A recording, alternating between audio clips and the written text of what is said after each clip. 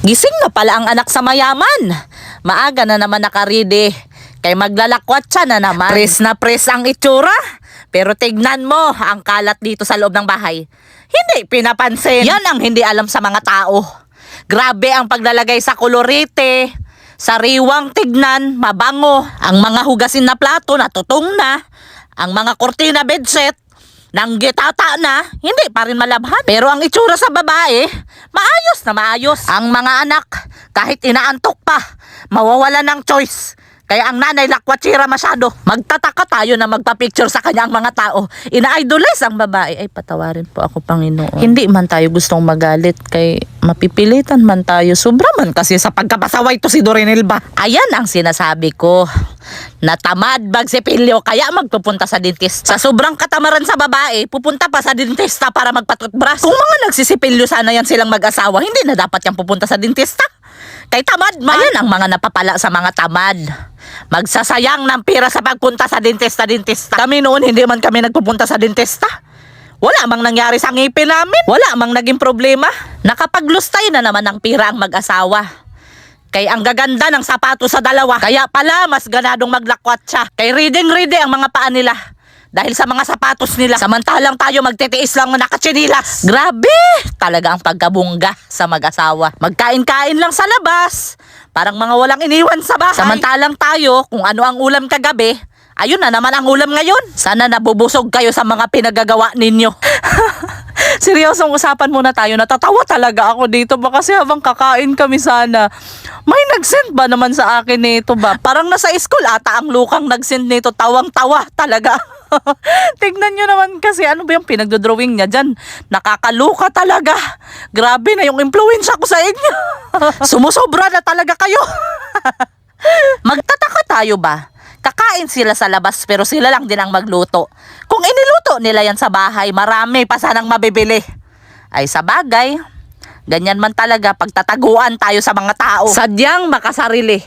Hindi man nila iniisip ang mga kasama nila sa bahay. Bakit pa ba tayo aasa? Nabaliwala man lang tayo sa mga tao dito. Dekorasyon man lang tayo. Tignan mo ang babae. Humaharot na naman. Kunwaring uupo sa sulok. Kay may kaharutan sa cellphone. Yung asawa walang kaalam-alam. Grabe talaga ang gayuma, Ricardo. Kailan ka kaya matatauhan? Ito siguro ang pinaplano nila ba? Magpapagawa na siguro sila ng bahay. Magsusulo na. Kahit magsikreto kayo sa akin, Dorinel. Malalaman ko lang din yan. Kaya pala ma-pride na kayo masyado. Tignan mo ang asawang uto-uto. Taga-bit-bit ng bag sa babae.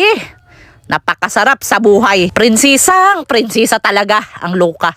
Saan na naman ang punta ninyo? Maglalakwat siya na naman kayo. Panay-panay na naman ang paglalagay ninyo sa kolorite. Magpabango. Panay ang arrange sa muka. Ganado talagang itsura ninyo pag maglalakwat siya kayo. Hindi talaga kayo nag-iisip. Maganda lang kayo tignan, mabango tignan. Pero tignan mo ang loob ng bahay. Nang gigitata. Paglakwat siya talaga, sobrang arte. Napakasosyalin tignan. Pero sa loob ng bahay, nanlilimahid. Dalawa-dalawa pa ang relo sa babae. Akala mo napakarami niyang kamay. Nagpakasosyalira ka na namang gastador na babae.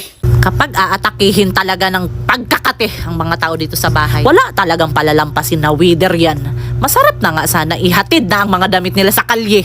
Kahit may mga pagkain dito sa bahay, pupunta talaga sila dyan sa mga bilihan ng mga sosyal. Makipagsabayan talaga. Akala mo mga anak sa mayayaman. Yang bagoong na yan, may nagtitinda man yan sa palengke. Pipili pa talaga sila ng branded. Kaya gusto talaga nilang makikita sila sa social media.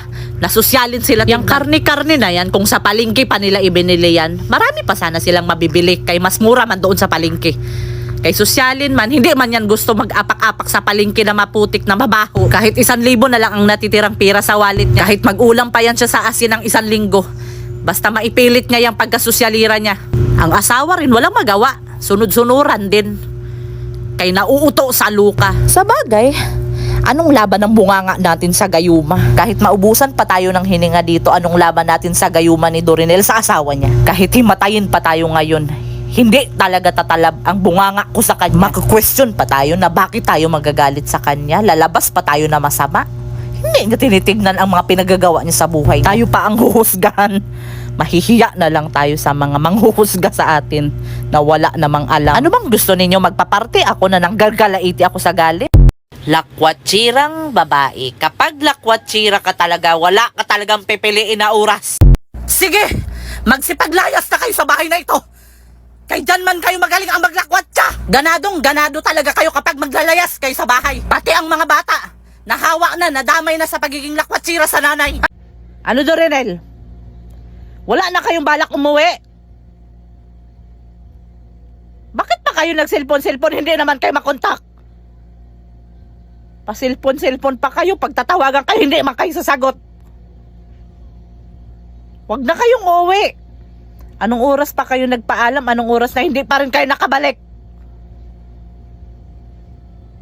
Yang cellphone ninyo, ipagtatapunan ninyo yan. Walang mga silbi. Ay, pagka talaga mga lakwat siya, napakabilis talaga ninyo. Para talagang pinausukan yung mga puwet ninyo. Magsipaglayas na kayo.